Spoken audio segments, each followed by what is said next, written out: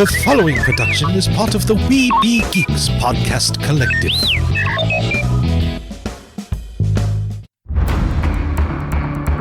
From days long ago, from uncharted regions of the universe, comes a legend. The dream that came through a million years, that lived on through all the tears. It came here, the Fandom Nexus. Fabulous secret powers were revealed to our host as he plugged in his microphone. I have a podcast! Here he is, your Spider-Pan, Jeremy.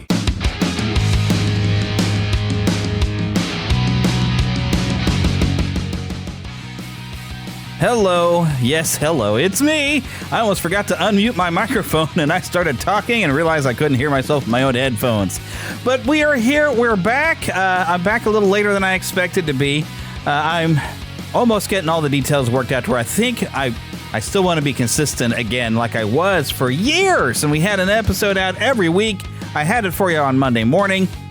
Things may be changing in an apartment to where I can get that going. Right now, I've just had difficulties getting things together. I've got a lot of things kind of in the cooker. I've got plans, because we usually do a lot of themed shows in October.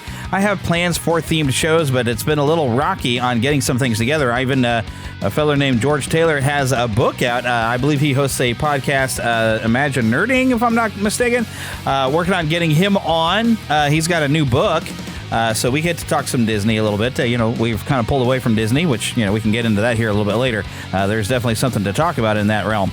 But yeah, we're working on getting to be doing a show week. It's just also been a challenge to get something together, trying to coordinate. And even today, I was going to have Lost Boy Phil on with me. He wasn't feeling well today, so he wasn't able to join me today. So hopefully he's feeling better by tomorrow because we wanted to hang out and stuff. And I have just a few times where I have an afternoon off because I'm not working the secondary traffic job, because guess what? Things are changing. For those of you who do not follow me on Facebook and have not heard, you all know that I work at a radio station in the morning, and then and that's a part-time. That's every day.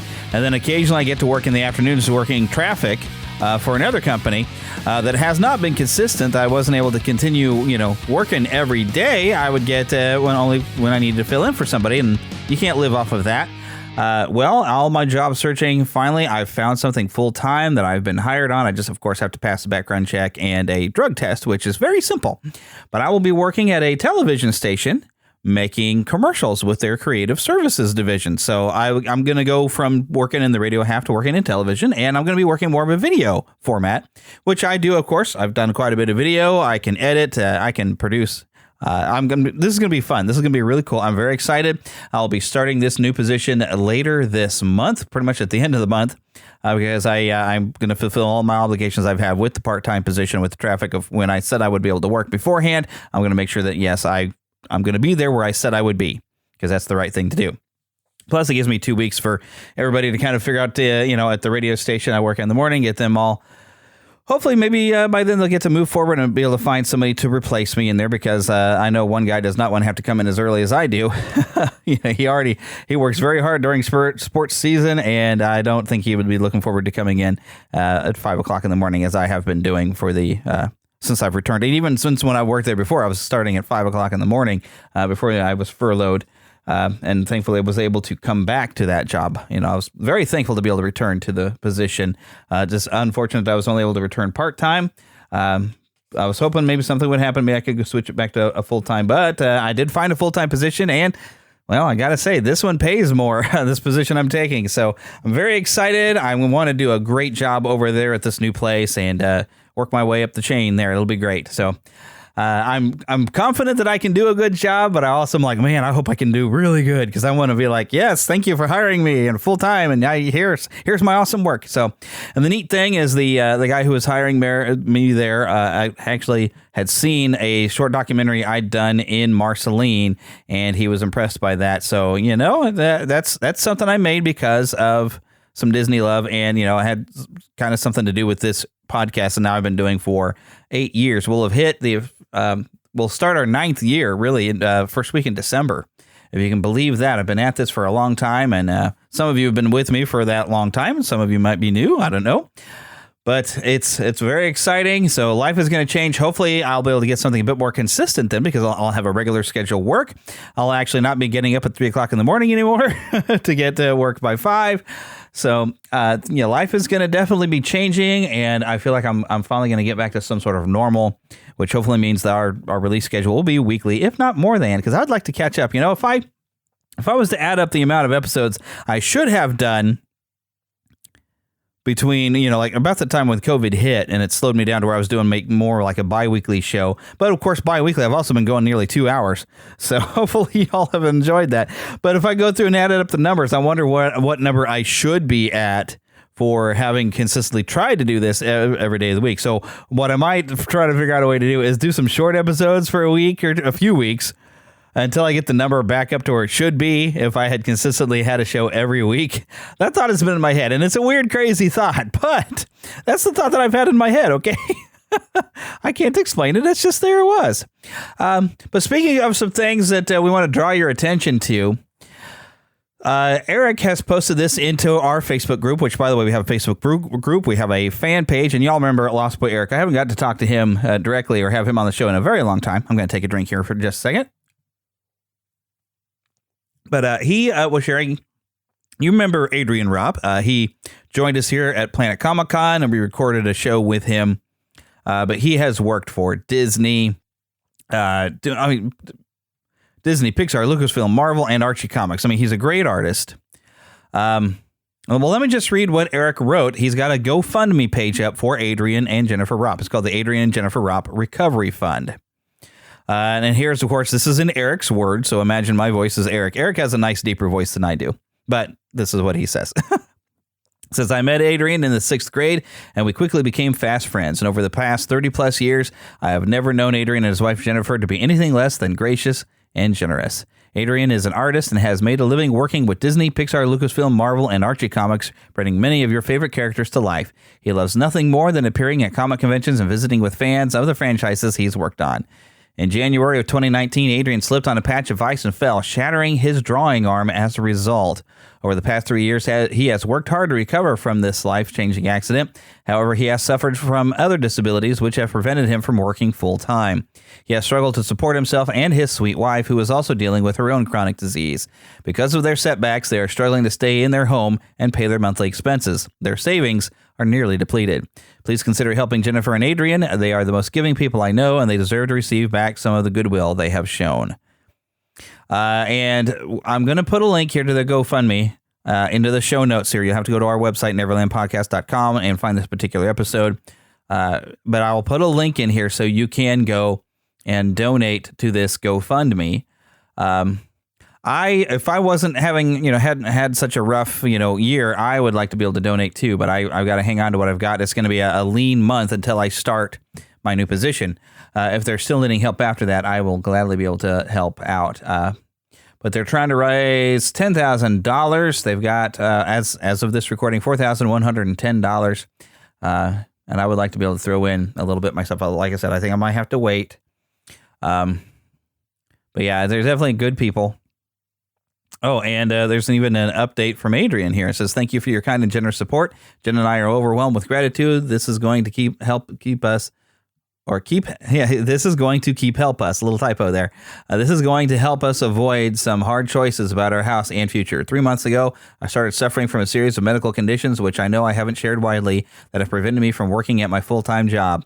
I've tried to make things work on my own for a while, but I really needed the help. Thank you for your understanding and giving so freely. Having one less source of stress in my life is life-changing. And I hope everything's going to work out well for him because, raising the money to help them stay in their house, that's great. But I really hope everything's going to work out for him to where he will be able to continue some sort of work. I don't know what these other conditions are, and he has not shared it on Facebook. That's fine. That is his personal business. I just hope by the time that they get to the end of this $10,000 that something's going to go right for him. I don't know if he's going to have to get on disability. I don't know how bad it is. I know there for a while he was teaching himself to draw left-handed, and he was making amazing progress. He could draw better with his left hand than I can with my right hand. I used to draw when I was younger, but I've never been that good. But I was really hopeful that he was going to be able to come back, and now he's had some other setbacks. So I hope everything's going to work out for them that way when this money has been used to help them keep their house and everything, that they still have a way to maintain things on their own. So if they continue to need help, I'll definitely be able to help. I think next time I just can't do it right now due to having my own financial issues. So, but yeah, if y'all can help out, please do. And like I said, I will put a link here in the show notes. So please go and hop on there.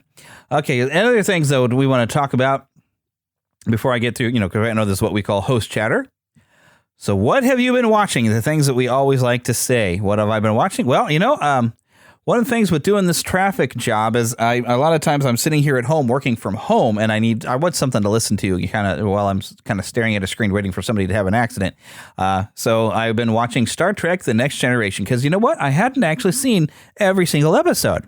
So I went on Netflix and I went from the very first episode. Of course, I had watched a few episodes on Netflix already, but I picked up where I left off, and I've been watching up through season 1 and 2, and here I'm in season 3, which I believe I have mentioned. And I tell you what, season 2 has some of the best episodes. That is also where the Borg gets introduced, is in season 2. And even the episode right before that was just a great. And I can't even think of what episode it was, but it was so great. Oh, that's right. I believe it was one where Data makes friends with a little girl that the planet this little girl lives on is dying. It's got a dilithium core, and the planet's got volcanoes exploding and all this kind of stuff, and the planet's about to just destroy itself. And the Enterprise interfering would be a violation of the Prime Directive, and so they're trying to find a way around this. And it's pretty much, Data probably should not have returned contact to this little girl, but it's such a good, heart-tugging and good episode. And I think it was that one that was right before the Borg episode. It was a great season. I've got into episode 3. I think there's like 10 seasons of this show. I'm just loving going through it. It is great. If you never actually have sat down and watched it, if you're in it, I wasn't really a Star Trek fan before I started watching. I'd seen some of the movies. I couldn't get into the original series because I first saw it when I was a little kid, but Next Generation is what kind of pulled me in when I started watching it on syndication in its first run in the 90s. So I was like, this is really good. So that's what kind of pulled me into Star Trek, because otherwise I might have been another statistical Star Wars fan who can't watch Star Trek, and I say you can watch both and enjoy both equally. Other things I've been watching some animated Superman movies. HBO Max has access to, of course, and some Batman ones, but they have access to some of the animated movies that Warner Brothers is putting out for the DC animated universe. Well, I don't know if they have a really consistent animated universe. A lot of times it seems they're adapting some of the comic book stories into animated features. And they recently put The Long Halloween Parts 1 and 2, which I do remember reading that. And I enjoyed reading it. That's Jeff Loeb and Tim Sale, who like to go and work on a particular character in comic books and just come up with a great story. They'll throw back the clock and tell a story that hasn't been told from the past of a character. And I've got some of their work. I think Spider-Man Blue was what they called it. It was great. They went back and had like the story of Peter, Gwen, and Mary Jane when they're all around. I need to dig that comic out where I have it. And I need to read that again. It's just really good. But they also wrote The Long Halloween. It's been adapted as an animated. I don't know how much they stuck to the story of the comic, but I did enjoy both parts. But I feel like it you could almost have done it in one movie. I feel like they kind of stretched it out a little bit and added some fluff, maybe. That's what it felt like. Sort of like when they adapted the Killing Joke, they added an extra story. For the first half hour, you could skip the first half hour of the Killing Joke and be just fine. And then, because it doesn't pick up the real story of the comic until, you get it about half hour in. So I think they're just trying to make it more impactful for Batgirl, what happens to her in that one, which I'm not going to say because maybe you're not familiar with the Killing Joke. I don't know, but you should read it if you get a chance and then watch the animated. It's pretty good. But like I said, skip the first hour or half hour. So, but anyways, I was watching some Superman ones over the weekend, and I watched one called Superman Unbound, and it was kind of retelling Brainiac coming to Earth for the first time. And while I am enjoying these, there is one thing that I found kind of ridiculous and funny. So Brainiac has these minion robot type of things that he sends to Earth, and he's wiped out planets with these. They go through and they drain data out of people's brains, add it to his consciousness. He's like the Borg, He's like, I will grab your collective information and knowledge and add it to my own, that kind of thing. And then he wipes them out. But we see throughout this cartoon that these robots are darn near indestructible. You can shoot them with bullets or whatever, all kinds of stuff, and they're darn near indestructible. They are not even fazed by being hit by like rapid fire bullets. But then, because plot convenience, Lois Lane is able to take an office chair and shove it across the room and into one and send it flying out the window of the Daily Planet. I'm like, really? These things take bullets and they don't even phase. But an office chair, a rolling office chair, because Lois Lane sent it rolling, was enough to send it flying out the window. Consistency, folks. Consistency. There's been some other animated Superman features I've been watching. If you have HBO Max, go take a look. The animated features are pretty good and they're fun to watch, and so I have been enjoying those. Now, moving on to what have I been playing? Now, what I may not have mentioned, which I need to update a password in Twitch. Apparently, there was a data leak. That's one of the things you'll learn when you work in the media. But on Twitch, and I need to be more consistent. I'm working on the next time I do this particular stream. I do want to have Philip with me because the music from the game will not come through the stream. But I have put it up on YouTube. But if you follow on Twitch, you search for Neverland Podcast. I've been streaming where on the old, I guess it's WWE 19 is the last one I have. But I have a lot of comic book characters that have been created and everything. I've put it in there.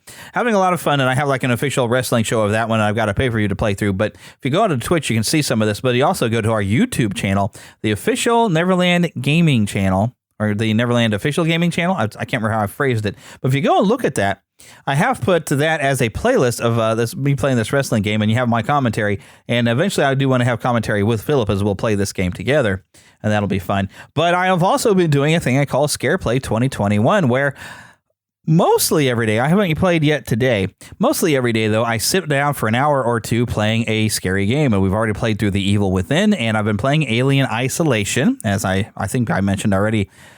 And I tell you what, here's what was funny. So I've been at this, a couple of weeks, hour or two a day, spent several hours, and I had to put it on an easier difficulty level because it's after The Evil Within was such a struggle, and I wanted to try to get through this game before the end of this month, because that's why I'm doing it, for this month. If you didn't know, there's a holiday coming. So I thought, I want to manage to get through the story. So I lowered the difficulty level. So let's just go through this. And I've spent a lot of time hiding in lockers from this alien. I've been killed multiple times, I found a video on YouTube of a guy on nightmare mode going through this game in about 5 hours. Now, of course, he's familiar with the game. He's played through it multiple times, so he knows where all the things are that I'm having to search for. But he also mentions that the alien doesn't seem to spawn in an area. And if you can go from area A to B within a certain amount of time, it probably will not show up and bother you. So I was like, okay. And I was watching him go through this playthrough. Now, he's playing on a PC. I was playing on a PS4. Maybe that's the difference. I don't know. But he wasn't really having too much trouble with that alien showing up and killing him at all. Nothing really happening to him. And part of the run he was trying to do is to also not kill any humans. And I've pretty much spent the time crawling around, crouched down the entire time, stealthing this entire thing as best as I can, and he's not really stealthing anything as I watch this. Now, I didn't watch his entire video because I don't want to spoil anything for myself, but I am going to end up watching a bit more because I got stuck, and I need to know how in the world to get through this. So if you're not familiar with Alien Isolation, how this game works is there's a pretty good AI for the alien who basically stalks you. If you make too much noise, it will come and find you and kill you. And you really can't do anything about it except for, I got some Molotovs because it doesn't like fire. And also a flamethrower can run it off. And I do have that now. Shooting it with your pistol does nothing. You can't kill this thing. But I got to a point in the game where in the story we've jettisoned it off in a separate part of the space station that I'm on. And I was like, yeah, we're not even halfway through this game. I know this is going to be back. Well, it wasn't that particular one that's back. I've actually wandered into a hive that was being built. The aliens have constructed a hive in the main reactor of the space station that the game takes place on. So I'm in this hive and I'm trying to find a way to destroy it. And I keep, if you watch the last video, the most current video, I have a 10-minute video in the Scare Play playlist. 10 minutes, because it's me going to the same spot, trying different things, and being killed in the same spot multiple times. And I said, okay, I think I need a break. So after 10 minutes, I was like, okay, no, I can't do this right now. Now, I do plan on coming back and playing it. What I might do is play it without streaming. And if I get through it, I will save a video and I'll upload it. But I may, on the next stream, play Resident Evil Code Veronica X, because I've actually never finished that game. Because there's a spot on that game where I get stuck as well, and maybe this time I won't get stuck. We'll just see about that. But there is a part of that game that I always get stuck. And I got through it one time, but it took every piece of weaponry I had to get through the one point, and I had nothing to get through this area when you're in the Arctic or something, and I could not get through that area. But I've never actually finished that game. So I'm like, dadgummit, I'm going to finish that game. I want to play it on the stream, and I don't know that I would have time if I don't get after it now. So I'm thinking I might jump to that and then come back to Alien Isolation, because I do want to finish it, but I need to figure out what I've got to do to survive the hive. And then get back into the space station, where apparently there'll be more than one alien wandering around, because you blow up the hive and everybody that just lives in the hive is coming out. So, yeah. Other fun things I kind of want to mention is Larry the Cable Guy turned out to be on The Masked Singer, which I don't watch The Masked Singer. I don't know if I would enjoy it if I did. But now, if you ever hear Larry or Lawrence, the Cable Guy is a character. And when he speaks normally, and we're used to the way he talks, Mater, we're used to that's the way he sounds all the time. But it's very different when you get into how he talks normally, right? So hearing him sing, I only got to hear him sing after he's unmasked himself. And it's a very different sound when you hear him talk to himself. He's not talking like this, when he talks to his normal self. He's a guy from Nebraska. So he completely surprised everybody, and apparently sang pretty good as well. So it's very different to unmask, and I guess it really surprised everybody. But I thought that was pretty neat, and I have watched the clip about that. So it is a very much a different type of thing. Other thing that I discovered is something that's known as Comicsgate, and the guy who's kind of behind Comicsgate has received a lot of fluff, or not fluff that's not the right, guff. Guff is the word that I'm looking for what he's done, but he has gone into pointing out that, a lot of people that are, we might consider them to be more diverse. Actually, a lot of them have not been looking for what comics have been doing lately, where comics have, the most recent is, Superman now has a son, and the son is basically the new Superman, and they decided that he is going to be bisexual. We've also got a newly bisexual Robin, Tim Drake, who's been around for a long time, suddenly comes out as bisexual. At the same time, we've suddenly got a black Batman. And of course, we know Miles Morales as being a Spider-Man. And of course, they had to have a female Spider-Man. So they've tried both with Silk and then bringing Gwen Stacy from an alternate universe. We even have a girl as a teenage girl who is Iron Man in a way. She's got an Iron Man book, but they're always trying to take characters that which it turns out, the more, diverse people, they like Iron Man and Spider-Man the way they were. They weren't looking for these separate ones. But there's more of an agenda than there is storytelling going on in comics. And this fella, Ethan Van Sciver, I think that's how you say it, has pointed that out. And, well, I guess he's taken a lot of guffs. There are some people who don't agree with him, and that's fine. You don't have to agree with him. But it has been pointed out by more than just him that, the focus used to be on good characters and storytelling, and now there's more of an agenda in comics. And I've even seen, I was watching a video of this woman who's going on a rant to say, well, Captain America is a social justice warrior, and if you don't like it, then you just don't read it. Well, okay, that's what's going to happen. And comics are actually not selling as well as they used to. Because, and I've seen this happen with Marvel. I don't buy as many comics as I used to. I haven't bought one in a long time now. Because, it's gotten to where it's too much agenda. And if you look even at the CW, when I quit watching some of the CW shows, the agenda started overtaking good storytelling. And it becomes a problem. You need to tell good stories. You need to have good characters. And if you need to feel like because there's always been a lot of good diversity actually in the comics. But if you need more characters of different orientation or color, whatever you want to call it, different race, create new characters and be original about it. Let that character stand up on its own, because that to me shows a lot more confidence in somebody of that character or that, that race or whatever you want to call it.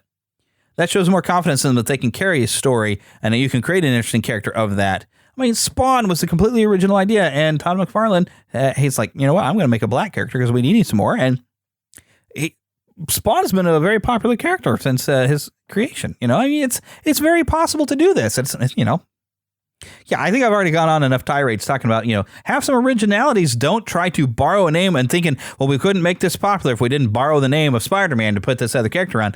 Let the character stand on their own in some fashion, and then let the story and the strength of character carry it. That's how they used to do it. And all this politics should not be getting into the comics. That's one of the things that has been pointed out. Stan Lee, actually, some of the stuff he created was getting away some of the politics, getting involved in comics in the 50s. He stepped into the 60s with the Fantastic Four because he did a comic the way he wanted to do it, expecting he might just be fired. Like, well, if this is going to end, I might just do it the way I want to do. And his wife advised him. But that was the point. They were getting away from all the agenda and all that stuff and just telling fun stories and having great characters. So, yeah, so comics again. I just heard about that. This has been kind of a thing going on. Another fun thing that's going on, speaking of on social media and whatnot, the Hidden Flower. Have you all gotten to see this picture? And I saw even another one today. You might not have seen the picture because Facebook was censoring this picture.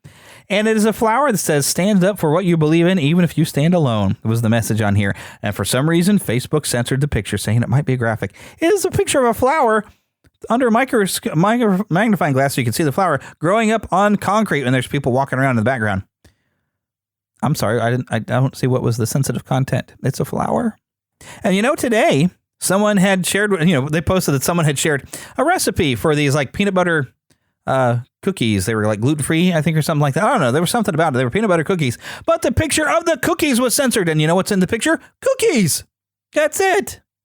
Facebook has lost its ever-loving mind. So if I had someone to chat with, I would be discussing this further. But yeah, that's what you get for host chatter. So yeah, it's been a weird, wild week to say the least. And we have to laugh. We have to laugh. We have to laugh because it's that crazy.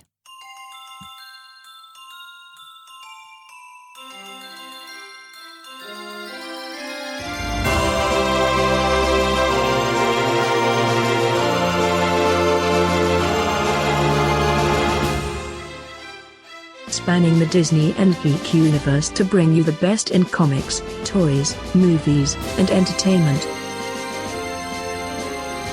This is news from around Neverland. Okay, so I have some fun stuff, and I've got, a lot of stuff really that has been popping up. I've been putting it up in our Facebook feed, but just found out this today. This is according to Screen Crush. Disney is making a movie about the creation of Disneyland. This is expected to be on Disney Plus. They also have they've got an entire section on Disney Plus for Disney park creation or, stories, the Imagineering story, behind the attractions, that kind of thing. And you've even got some of the vintage Disneyland television shows, not quite all of it. I really wish they'd put the entire thing, but, and apparently they found this on Deadline as being directed by David Gordon Green of Pineapple Express and the recent Halloween franchise. There's the guy you need to go telling Disney story. And there's some writing going on by Evan Spiliotopoulos. He's the writer of Jungle Book 2, Pooh, Cephalot Mummy, and the live-action Beauty and the Beast. That doesn't inspire a whole lot of confidence in me. But we're expecting to see this at some point. It's at least been announced that they're making this. Very exciting. It's a story most of us as Disney fans would know. Something else Deadline just announced today. Will Poulter, which you might know from the Gotham series, also from, I got the game over there, Jedi Fallen Order. He is expected to play Adam Warlock in Guardians of the Galaxy Volume 3. And we even had a bit of a confirmation by James Gunn on Twitter about this. So I don't know exactly when they are going to have this released. I think they were supposed to have been filming already. But yeah, so this is, I don't know when this is coming out.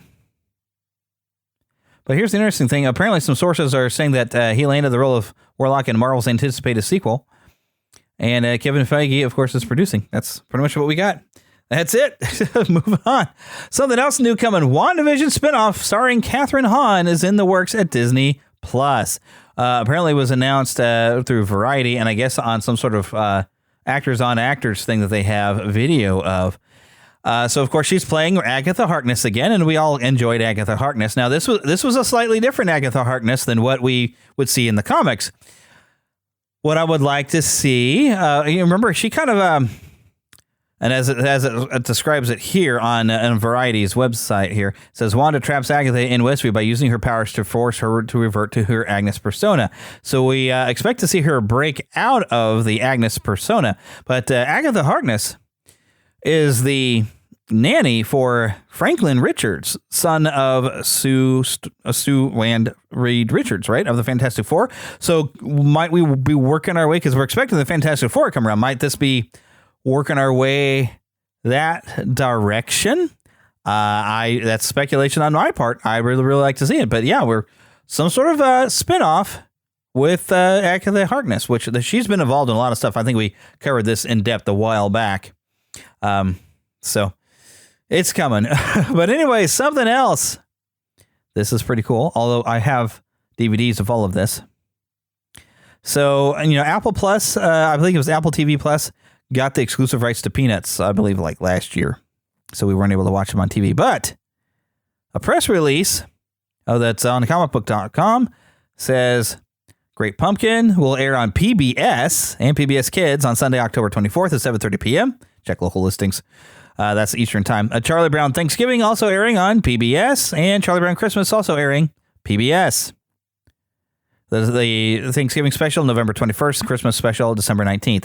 The nice thing is this is being aired a lot closer. It looks like this is like the weekend before each holiday, which is smart, because it seemed ABC was wanting to show it. Oh, it's October. Oh, October 1st. We don't care. Show Great Pumpkin now, which was kind of crazy. But yeah, they're going to show them on television on PBS, of all places, which I find interesting. But, everybody's got access to PBS, I figure.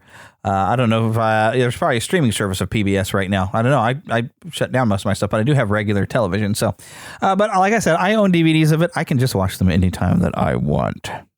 So, alrighty. So, let me just read this from Deadline. Just days after the first court hearing in Scarlett Johansson's Black Widow Profits Megabyte lawsuit on Disney was pushed back to March 2022, the Oscar nominee and the House of Mouse have made peace, and it was pricey for the latter. So some sort of settlement with Disney says they're very glad to have come to an agreement. Disney's saying we appreciate her contributions to the Marvel Cinematic Universe and look forward to working together on a number of upcoming projects, including Disney's Tower of Terror. This was from Disney CEO Bob Chapek. Now, I don't know if they can find detail of this suit. But yeah, I guess Disney has incurred the wrath of many, as it says here, including Johansson's CAA main man, Brian Lord, for not only telling the world that the actor got paid $20 million up front for the film, but also tried to make their longtime collaborator look out cruel for standing up for herself. And I remember we did talk about this thing, that seems a little redundant that she was going for more money, because I guess she's not getting enough. But she was wanting some sort of something off which I get. If it was contracted for her to get it, then she's supposed to get it in the contract. But apparently they did settle. There's an amount of money. And worldwide, it looks like Black Widow's made $378.8 million. And if she's supposed to get some sort of percentage, then she's supposed to get that percentage. So, but I guess they reached some sort of settlement. I don't find a lot of the details of the settlement in the article there, but they've taken care of that. Something else, though, that's fun. 40 additional minutes. And Sylvester Stallone recut this himself. Rocky IV. One-night theatrical run that is supposed to be on streaming services November the 11th. Teaming up with Fathom Events for nationwide streaming. With extra 40. And it's going to be called Rocky vs. Drago, the Ultimate Director's Cut. Now, of course, it'll be on demand beginning Friday, November 12th. I don't know what services it'll be on, if it's a particular streaming service or if it's going to be available to buy.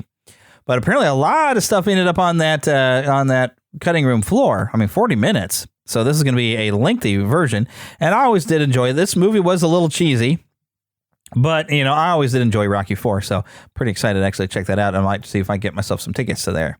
So, Next thing, Tommy Kirk from Old Yeller and Swiss Family Robinson. I think he's a Disney legend. Passed away at 79. That's about as much as I can look at that because I, have an ad blocker going on for where I pulled up that story. Something else that popped up this week is Babylon 5 is being rebooted and isn't developed over the CW from original series creator J. Michael Straczynski, which J. Michael Straczynski had a great run writing for Amazing Spider-Man, and he even made jokes on himself that, like, with J. Michael Straczynski and Babylon 5, it was kind of convenient. It was interesting. It was called 5 because 5 years is where you finally get the payoff for everything. And in the Amazing Spider-Man, he was also hinting it's like he was building up for something incredible that eventually you would get the payoff for, and he did, and it was great. So I have never seen the original Babylon 5. I don't know if it's available somewhere for me to watch, but it might be on Netflix. I'm going to have to go and check it out because I would like to definitely check this out before this happens because, I would watch this. I think I might have fun with it because now I'm getting a bit more familiar with the writer, and I believe he even wrote on He-Man and the Masters of the Universe back in the 80s. So, how cool is that? So, now this one, I don't know if this really counts as being news. But I saw a video, and I want to see if I can pull up directly what Disneyland says on it. There we go, the My Magic Plus. Now, I saw a video from Adam the Woo, and you might be familiar with him, the Daily Woo. He has a pretty popular YouTube channel where he goes and he travels, and he's a big Disney fan, but he travels and he likes to visit neat locations. But he put out a video, and I think I was a little late getting to it, explaining some problems he's been having with Magic Plus. And basically, instead of the annual pass, because remember Disneyland did away with their annual pass, this has been the replacement. And it goes along with a mobile app. And what you do is there's different tiers of what you pay for and different levels, but you have to reserve your time you want to go to Disneyland. And you're probably you can't just spur of the moment go like you used to do with an annual pass. You need to plan, and you'll probably, when you go to look on the app, you'll probably be able to go not this week, but next week. You can go next week. So plan your day next week.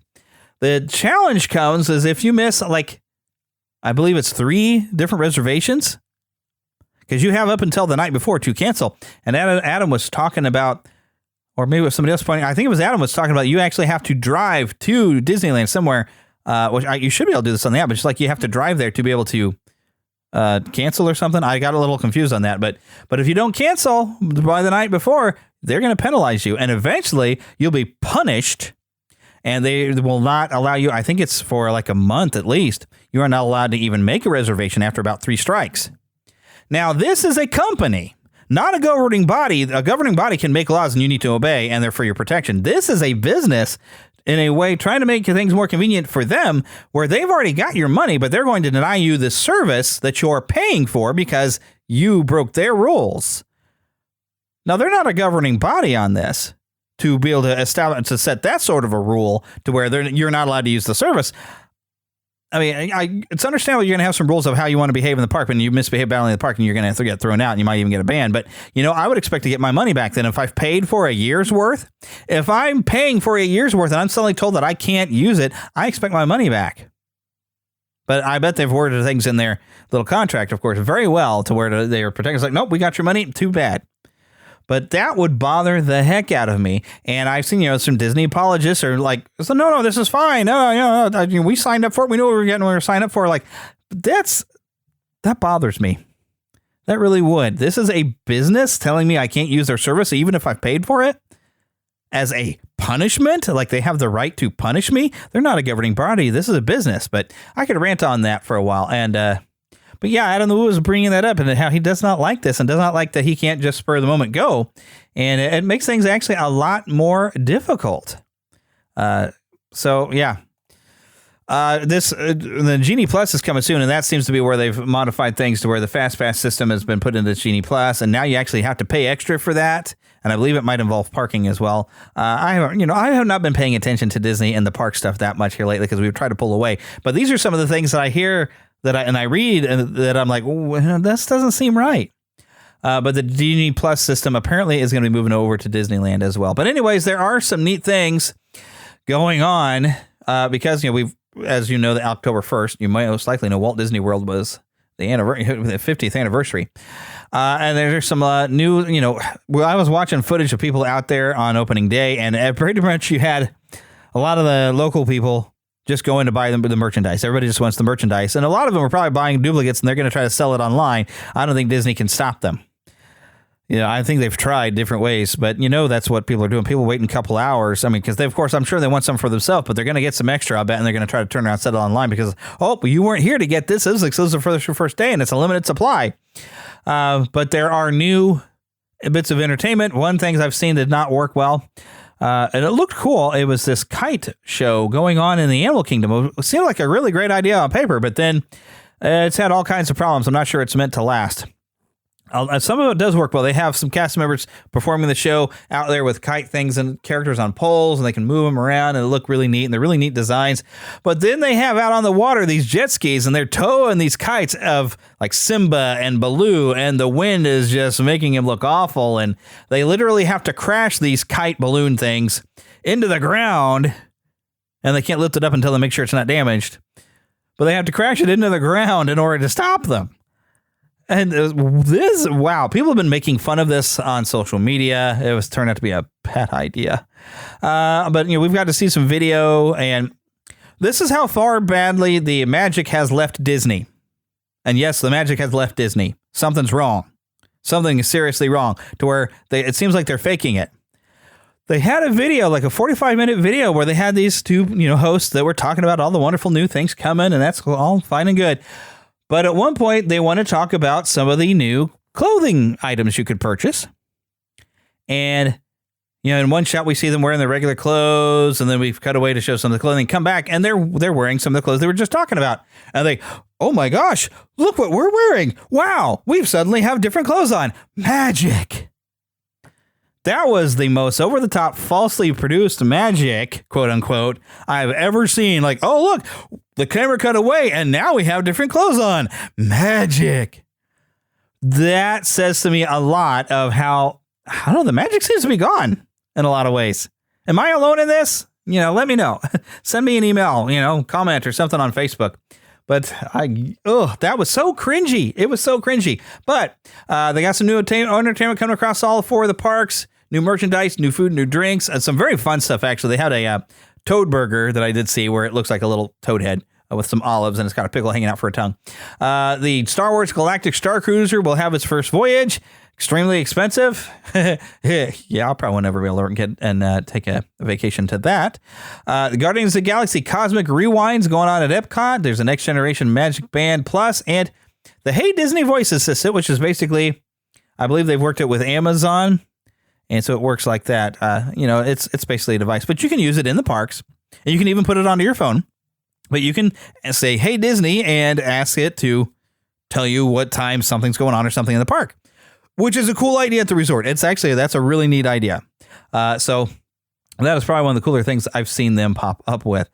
But there is something. Speaking of Southwest Airlines, apparently they had a pilot strike for this whole other issue with COVID mandating coming up in November, and all the pilots decided, well, if we're all going to get fired, let's use our vacation time and cause a lot of flight delays, which Southwest is trying to blame it on weather, but they do have a new Disney Magic Southwest airline with some, they're calling it iridescent. That is the kind of the catchword for the celebration for the next 18 months, the iridescent. But the plane looks cool. They've got special planes that I don't know if this is specifically for flights to Disney. I remember when I went down to Orlando my one time, it was on a Southwest airline. But very, very, very cool. Let's see, what else have I got going on here? Oh, yes. Here's some audio. There we go. There was a special. Julie Andrews hosted this, the grand opening of Walt Disney World. Well, Margaret, here we are at Disney World campgrounds. That's the voice of Jonathan Winters, by the way. All right, you little beggars. Here, you get out, all right? Head over there to the campsite. Hurry up now. Come on, Mavis, Teddy, Sissy. June, you get over there. Harry, Tony. That was a lot of kids. Over in that area. Just move around at will. That's all right. Pick up some sticks and some firewood. Well, Margaret, we made it to the campgrounds. That wasn't too bad a drive, was it? After all, it was only 2 days and 2 nights from Fort Smith. That didn't bug you too much, did it? Margaret, well, what about me, sitting on this side all the time going bumpity-bumpity, bumpity-bumpity-bump? Wasn't easy for me. I guess you must have hit 1,000 chuckles between Fort Smith and here. Oh, come on, Margaret. Margaret is falling asleep in the driver's Listen, seat. let me tell you something. We didn't do this vacation for me or the kids. We did this for you, Margaret, so you could get out of that hot, sweaty kitchen and have the fun of your life right here in Disney World. Huh? I'm going to get out now, Margaret, and come around and get you. So, yes, the just wanted to bring up the because it's the anniversary that they actually had a grand opening television program, which if you look around on YouTube, you can probably find it. The fun part is like Julie Andrews is hosting, but when you first start it, you wouldn't know what you're watching. It's Glenn Campbell, and he's singing kind of a sad-sounding song in my opinion, but it's Glenn Campbell walking through just open grass, open fields, playing his guitar and singing. And then at the end of the song, he walks up there, and you see a monorail. It's like, oh, okay. But it's just the funniest way to start this thing off. So, anyways, I just had to bring that up just because I thought it was fun because I was looking for it this week for the anniversary, looking for, what are some fun things about this. But big thanks, of course, to Roy Disney for continuing Walt's dream of building a park there in Florida. We really owe it a lot to Roy Disney in that one, and he's sometimes an unsung hero amongst people who outside of the club of Disney fans. So other things, Empire Magazine it says there's a dedication to Harold Ramis in Ghostbusters Afterlife. I believe it's at the end of the film is what they mentioned. Apparently, Empire Magazine, the current issue, has a lot of information about the new Ghostbusters Afterlife. I've been seeing that I believe they screened the entire thing at the New York Comic-Con. A lot of good reviews coming, a lot of good stuff coming out. So people are saying this has really been great. And, a lot of talk of seeing the three original of the three living Ghostbusters, having them come back and put on flight suits. Or I don't know if flight suit's the right word, but putting them in the outfits at the end, which might be towards the end of the movie. But it was really fun seeing them that. And I have actually seen in stores, they have toys for Ghostbusters Afterlife. I don't know if you've perhaps seen in stores already, and I have some sitting up on a bookshelf, the kind of realistic looking Ghostbusters figures that they've put out. They have those style for Afterlife, and they have now, of course, everyone but Egon, figures of Venkman, Stantz, and Winston Zeddemore, all looking older because they're older guys now, but, getting a preview of what they're going to look like. They're kind of pricey figures, so I don't think I'll be able to get those, but it's really neat to see them. But yeah, speaking of Ghostbusters news, I shared some video that had been made and also some photos. There is a dollar store. I believe this is in Texas. And the owner of this dollar store or the manager of this dollar store just went all out decorating for Halloween with Ghostbusters items. And he's got at Sandia, Texas. He has got a mannequin out here dressed in full Ghostbusters gear with a proton pack and an Eterno wand. There's a terror dog standing up on some of the shelves. He's got a proton pack sitting out in aisles. There's a big Happy Halloween sign with Slimer and the no ghosts symbol. Really, really fun. Just going above and beyond decorating and having some fun for Halloween. And apparently somebody's got a display at their home that did a really neat job of recreating the real Ghostbusters with some stand-ups and really great artwork. Very, very cool. And let's see, where is this at? There's some great photos on GhostbustersNews.com of it lit up at night. And they even did some really neat stuff with some, those light up kind of cables, you know what I mean? Where it's the lights are inside of cable of different colors, but they use that to create the proton streams, and they have various different ghosts that you'd see in the animated series floating around. And it looks like they even have Lewis out there trying to bust some ghosts and Janine out there trying to bust some ghosts. Just really, really neat stuff. And let's see. It came from Instagram user night.game.umpire. And I don't know where they're at to go and look at this. I'm trying to find where they live at, because I would love to, if it turns out that I could drive by this, I would totally do it. But there's behind the scene images over at this guy's Instagram. I'm going to have to follow this guy just to kind of see everything, because I don't, if it turns out that this guy is somewhere here near the Kansas City area, I'm going. But the article, after I've scanned through here a few times, I have not seen anything about where his home would be. But of course, you wouldn't want to put his address up, I suppose. But at least to have a general idea of what town, so you could know to maybe check your local news about it or something like that. Oh, but yeah, his Instagram has got lots of fun things. Oh my goodness. Wow. And I guess his Instagram was mainly just started on documenting this whole project. Really great photos on the Instagram. Once again, that is night.game.umpire, like in baseball, an umpire. Very, very cool stuff. Go and check it out. Take a look at some of these photos. It's very, very, very cool. I should probably, hang on to that and put it in the show notes, but that's okay. All right. So the next thing I got here, it looks like I got something else I pulled up from YouTube. That's a clip from Marvel's Guardians of the Galaxy. They're calling this the Cosmo cinematic trailer. This, you know what? I'm going to go ahead and call this a trailer and hit that sounder. Mama, another gator got in the house. Another gator? Give me that shovel. Come here. Get him, Mama. Get that gator. The Neverland Trailer Park. Okay, so this was the Cosmo trailer. Oh, this is for the game, by the way. Cosmo! How you doing, buddy? We were just about... Do not feed Cosmo cat biscuits, Peter Quill. Cosmo also know Guardian of Galaxies have Nova Tracker on ship.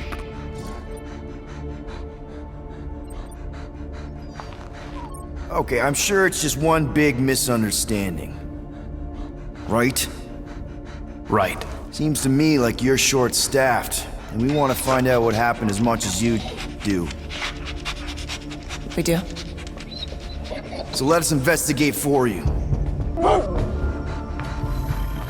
Always a catch, Peter Quill. And not fun kind with ball.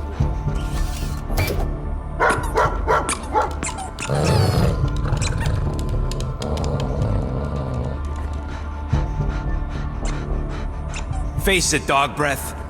You need us.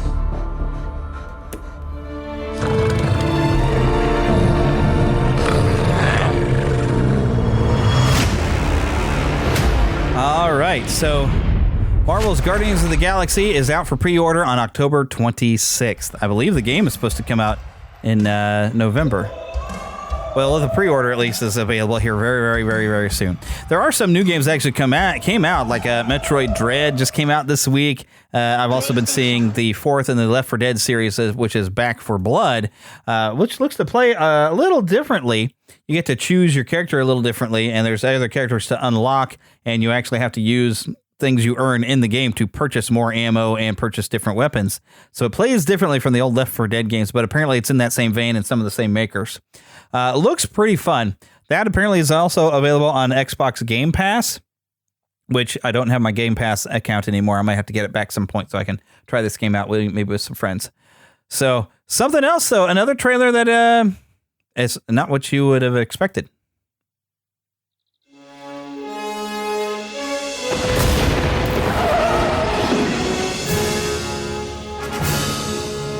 Great Scott! Good evening. It's Dr. Emmett L. Brown, and this is my time machine. A time machine? You're a slacker, McFly. Face it, you've got no future. I'm gonna get back in time. 1955? Well, that music's going to get me into copyright problems. But there's a Back to the Future musical, and it's now playing at the Adelphi Theater in London. And I'm kind of keeping an eye on this to see if it comes over to the United States. I don't know if they could ever tour this show. From the footage I've seen of this, I mean, it is a full, theater design. I mean, the effects, you have to have the DeLorean on stage. But apparently this is a very, very, very cool thing. They do have an Instagram thing. I'm going to start following this on Instagram. If they ever bring this into the United States and I manage to make a touring version, I want to go. I mean, granted, we know the story, but I'd like to hear the music of it. Sounds like they got some music from the film, but of course, I'm sure they've got some original music as well, because you have to have enough music to actually make a musical out of it. But how cool is this? A Back to the Future musical, and it's legit. I mean, it's full on stage effects right in front of you. Oh my gosh, so much fun. But yeah, currently going on in London. Oh, and we discussed the Rocky versus Drago cut. I got a trailer for it too.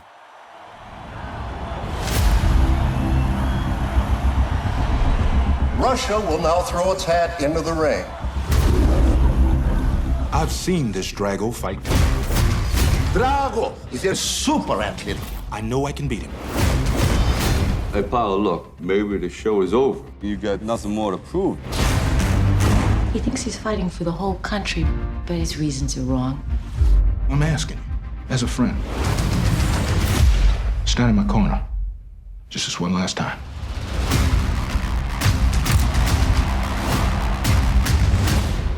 I did not come here to lose. Perhaps this simple defeat will be a perfect example of how pathetic your society has become. You're my friend. I should stop this fight. And don't do this to me. Apollo is down. I cannot be defeated. Somebody get a doctor in here! Soon, whole world will know my name. Drago. Drago. I let it happen. I gotta take everything he's got.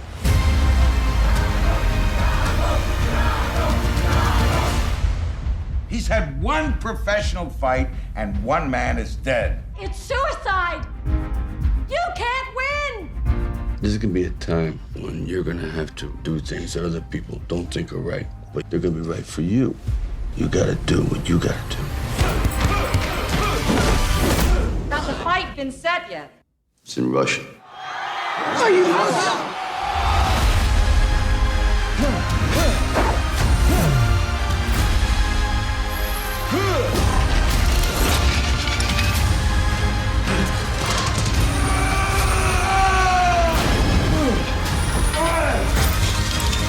All your strength, all your power, all your love, everything you've got. You know what to do. Do it.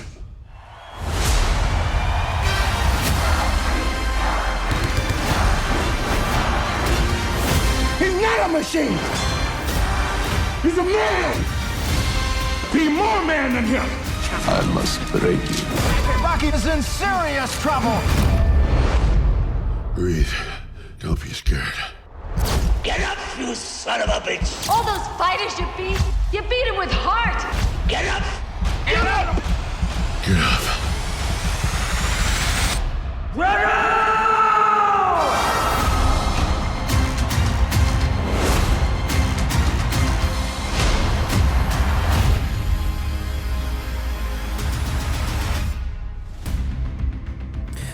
So like I said, it's a one-night-only Fathom Theater event, November the 11th. For those of you very familiar with the movie, you probably recognize there's a lot of dialogue, a lot of stuff they already showed little bits of that wasn't in the original film. I'm pretty excited for this. This is going to be really cool. I definitely want to check this out.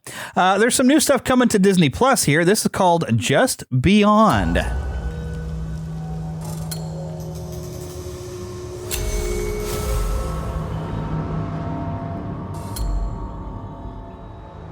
We're getting a lot of text here and not a lot of dialogue. Looks like it's going to be another beautiful day. This is from R.L. Stine, by the way. It's 8 unique stories. Are you crazy? You can't bring wands to school. Bye. The young mind's a sponge. We just give them a little squeeze.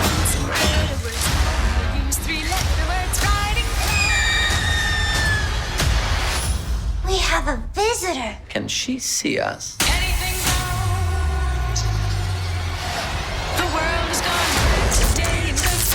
These girls had no regard for the rules.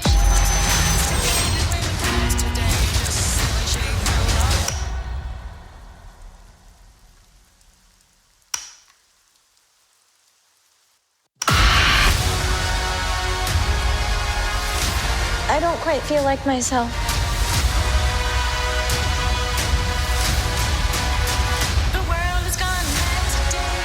Trust no one. Are we cursed? We're not cursed. We're just different.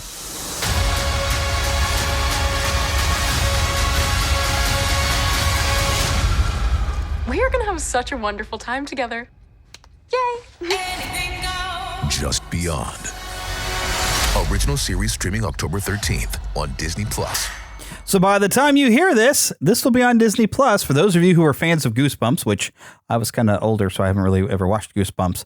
But I think this is aimed at slightly older audience. It looks like they're aiming for like that middle school to teenage level of. So if you grew up reading Goosebumps or watching the old Goosebumps show, I think this is definitely something you're going to enjoy. I might have fun with it. I'm going to have to check some of it out and see what I think. Because it's 8 different stories. If you don't like one story, you might like the other story anyway. So it might be some fun to watch this month.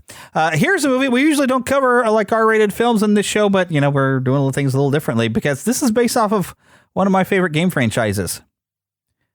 Come on.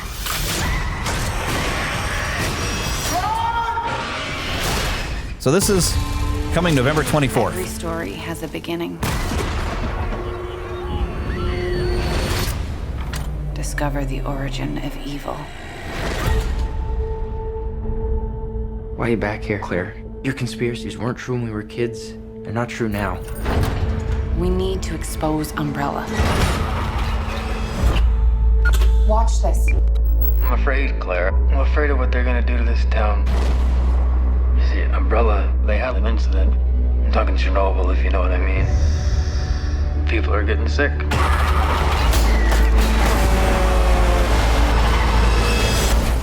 gotta help us, Claire. Let the world know what's really going on.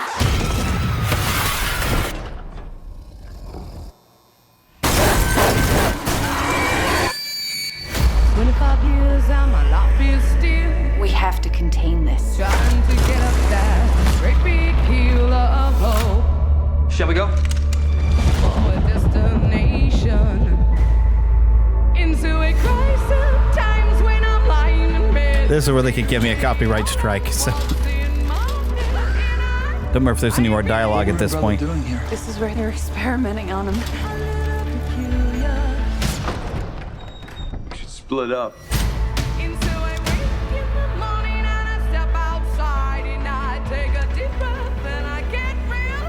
Well, because of the music being played in there, and I don't want to have a copyright on my audio, this is Resident Evil, Welcome to Raccoon City. They are rebooting the film franchise and finally going to do it right, it looks like. What it says here in the description on their YouTube thing for Sony Pictures, it says, returning to the origins of the massively popular Resident Evil franchise, fan and filmmaker Johannes Roberts brings the games to life for a whole new generation of fans. In Resident Evil Welcome to Raccoon City, once the booming home of pharmaceutical giant Umbrella Corporation, Raccoon City is now a dying Midwestern town. The company's exodus left the city a wasteland, with great evil brewing below the surface. When that evil is unleashed, a group of survivors must work together to uncover the truth behind Umbrella and make it through the night. Now, it looks like what they're trying to do is tell the story of both Resident Evil 1 and 2 at the same time, with adding in some of the some of what we get in like Code Veronica, kind of mixed in there for good measure, I guess, where you have Claire Redfield as kind of a chasing down Umbrella as a conspiracy thing, and Chris, of course, he's big SWAT team. He's a member of STARS, The one thing that the costumes look great, but I would think, some of their characters don't look like the characters should. Like Leon, he kind of looks a bit more French. He's got kind of long, wavy hair and his beard. I'm like, I'm used to the blonde-headed sort of Leon, so he doesn't really look like Leon, but the costume looks great. And their Jill, she's got kind of longer, wavy hair. I'm pretty sure it's supposed to be Jill and everything. And we kind of got, of course, I liked Jill with long hair in like the original game. The actress they had playing Jill actually had long hair, and there's some photos of her when you complete the game that you see with her nice long hair. So, yeah, that works for me. But I kind of get used to like the short-haired Jill. But the cast we have is Kaya Scodelario, which the funny thing is Claire looks a little older than Chris for some reason. Hannah, John Kamen, Robbie Amell, Tom Hopper, Avon Jogia, with Donnell Logue and Neil McDonough. With Donnell Logue, I did see him. I don't think he's going to be in the movie that long. He looks like, unless he's Chief Irons, but I don't know. He looks to be a cop that doesn't look like he's going to survive the scene they show clips of. Neil McDonough is playing Birkin. I forgot the guy's first name. Dr. Birkin, though, who was responsible not for the T virus, but for the second virus, the G virus in the second game.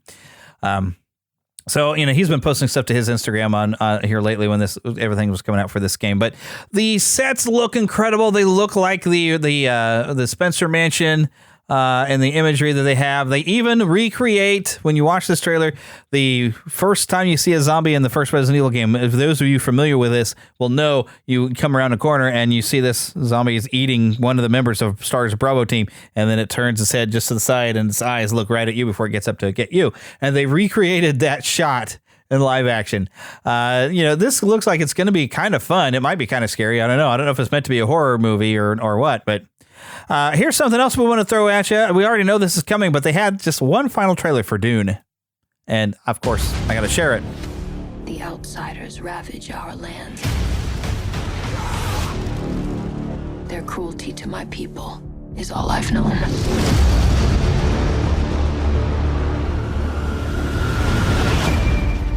So you're going tomorrow? Yes, I'm going tomorrow with the advance team. I'd like you to take me with you. Are you trying to get me court-martialed? Can I trust you with something? I've been having dreams about a girl fallen in battle. Felt like a vision. Dreams make good stories, but everything important happens when we're awake. To the future of House Atreides. You have to be ready. There is no call we do not answer. There is no faith that we betray. They're not human, they're brutal. What if I'm not dead? You'll still be the only thing I ever needed you to be. Come on! My son.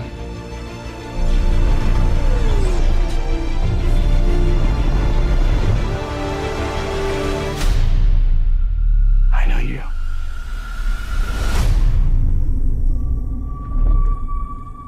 Tonight, the bloodline ends forever. Kill them all. This is an extermination. They're picking my family off one by one. Only together can we stand a chance. Let's fight like demons.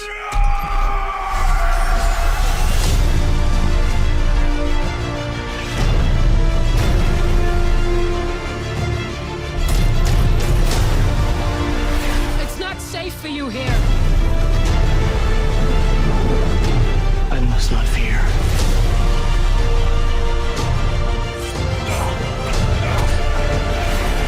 Fear is the mind killer.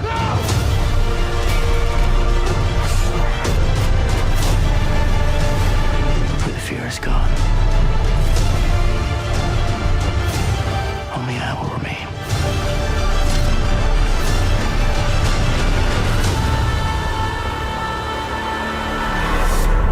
This is only the beginning. Alrighty, so this is almost got like an all-star cast. October 22nd in theaters, also HBO Max. I would prefer to see it in a theater. But this is Oscar nominee Denis Villeneuve from Arrival and Blade Runner 2049, directing this for Warner Brothers Pictures and Legendary Pictures. The big screen adaptation of Frank Herbert's seminal bestseller of the same name.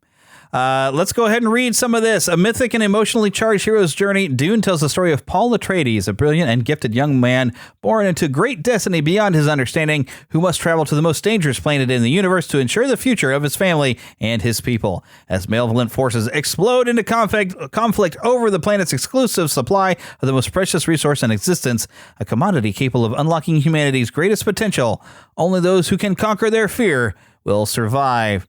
This has got so many people. I mean, Timothy Chalamet, Rebecca Ferguson, which Rebecca Ferguson, I think I've even mentioned some stuff I've seen her in here lately. Reminiscence, and what was the other movie? Kid in King Arthur's Court. Oscar Isaac, which y'all know him from playing Poe in Star Wars. Which, by the way, if you happen to hear about a series is on an HBO Max about marriage, be warned about the nudity. I've read some stuff where people were kind of surprised that they saw a lot more of Oscar Isaac than they ever expected, and I'm not just talking about his backside, okay? So be forewarned if you go watching that for him. Of course, now some of you are probably like, "Oh, I gotta go see that now." Josh Brolin, Stellan Skarsgård, Dave Bautista, Stephen McKinley Henderson, Zendaya, Chang Chen, David Desmalkian, a lot of people.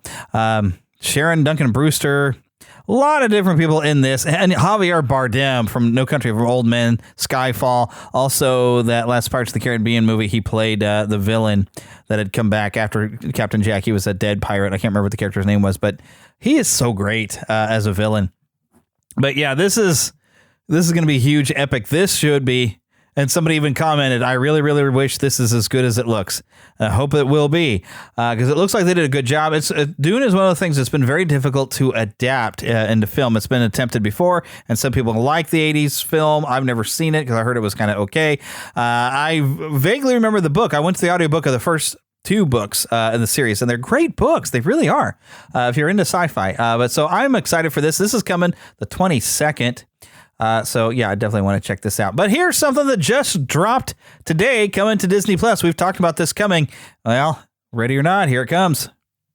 Home Sweet Home Alone. 'Twas the night before Christmas vacation. And the fun was in full swing. You have split our family onto 2 separate flights. Mom! Max, please! The family left for their big vacation, Is that everyone? The cars are leaving now! but forgot one little thing. Mom? Dad? Uncle Blake? They don't even know I'm here. They don't even know I'm here. My mum and dad have gone to Tokyo. I'm totally on my own. You do realise that my 10-year-old son is at home by himself. You just assumed Max was on the other flight. We didn't take a census.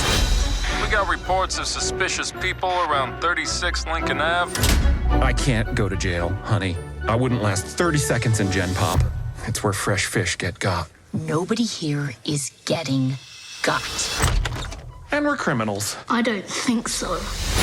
This is my house. I have November to defend 12th. it. Orange stripe, center pocket. Ooh, that did not sound right. I am trying to get home to my son, who is alone. I'm scared. And he needs his mother.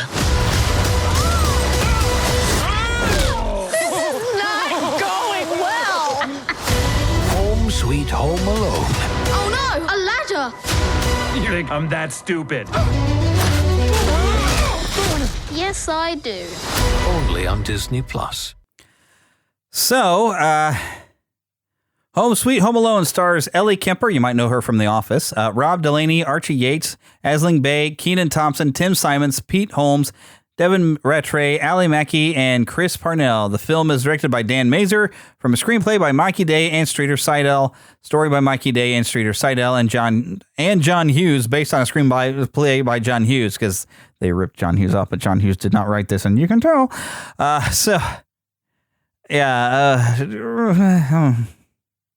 think kids might like this, perhaps. Right now on YouTube, the official from 20th Century Studios has got 5.6 thousand likes and 8.6 thousand dislikes. That's 3,000 more dislikes than likes currently.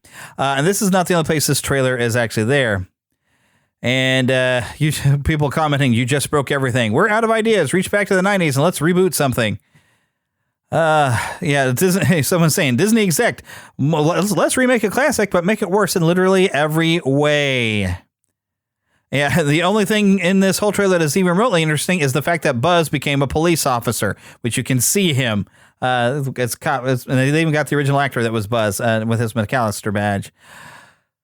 This doesn't really look good, but I think the kids are going to like it. So, you know, and that's, I guess, the idea. If you can sit down with your kids and watch something, you might regret it later, but you might be able to sit down with your kids and watch this movie and hopefully be a little bit entertained, but it doesn't really look good. It doesn't seem to have the heart of the original film, where the original film, Kevin is kind of a jerk at the beginning, and he kind of has to grow up a little and learn some things through the course of the movie, and he has to kind of wise up.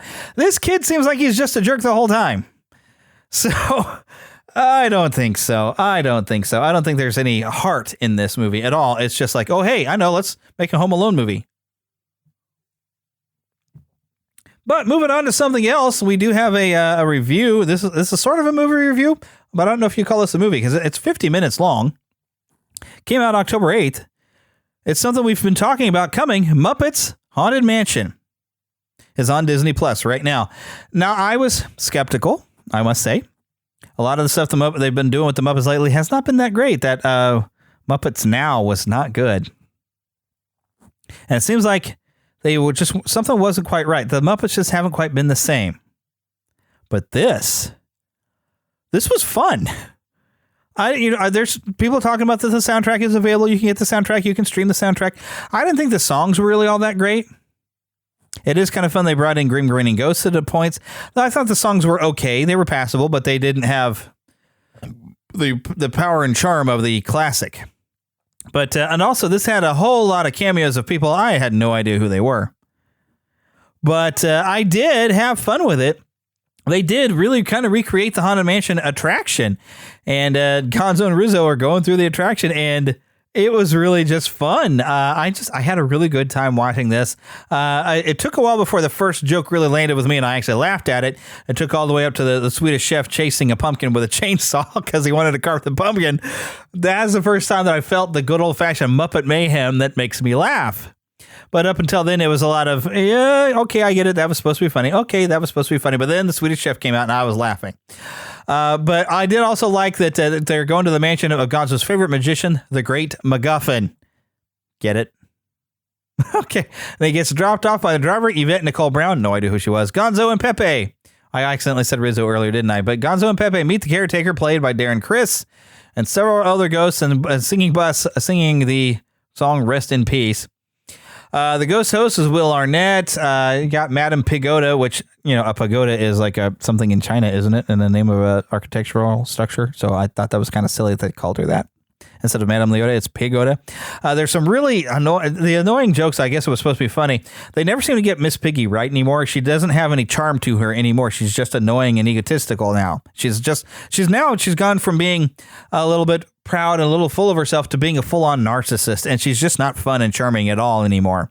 And then we have this opening thing where she's forced Kermit to dress as her, and she's dressed as him just so she can talk about how, oh, Miss Piggy, you're the greatest, and she can say it about herself. And it's like, this is not as charming as Miss Piggy was, because she was a little bit vain before, but there's a difference between being a bit vain and being a full-on narcissist. Really. But I don't want to spoil the plot for you, but just to say that you basically have Gonzo and Pepe going through there, and Gonzo, of course, is loving it. At the end of the special, he says, he's asked what he thought of being in the mansion. It was terrifying. I loved it because, of course, it's Gonzo and he ain't afraid of nothing, or is he? And that is the question of the special. This was so much fun. I think I'm going to watch this again this month. I really did have a great time watching this, and it was. I don't know if we talked about the Lego Star Wars special yet, did we? Because I did kind of enjoy that, but the Muppets Haunted Mansion was better, definitely, than the Lego Star Wars thing. Lego Star Wars I did enjoy, but the only parts I really laughed at is when they did some silly parody stuff of the original trilogy. There was some stuff that I literally was laughing out loud at. The rest of it was like, oh, that's cute. But yeah, it's Lego Star Wars. It's always entertaining, so it's definitely worth watching. So Scary Tales, definitely check that out. It's really not scary at all. I mean, it's less scary than the Toy Story of Terror. But yeah, I did enjoy, and I did laugh at a few things in the Lego Star Wars. But the Muppet Haunted Mansion, definitely a lot better than that Lego Star Wars thing. Definitely. But the production, I mean, I think they meant to release this last year. But, COVID has kind of set everything off to the side. You still got some of the great Muppet performers. Matt Vogel, of course, is around. Bill Beretta, Dave Goles, a lot of the other people that are fairly new. Brian Henson is involved as well. And you got quite a large cast of a lot of people that you didn't know. I didn't know who they were.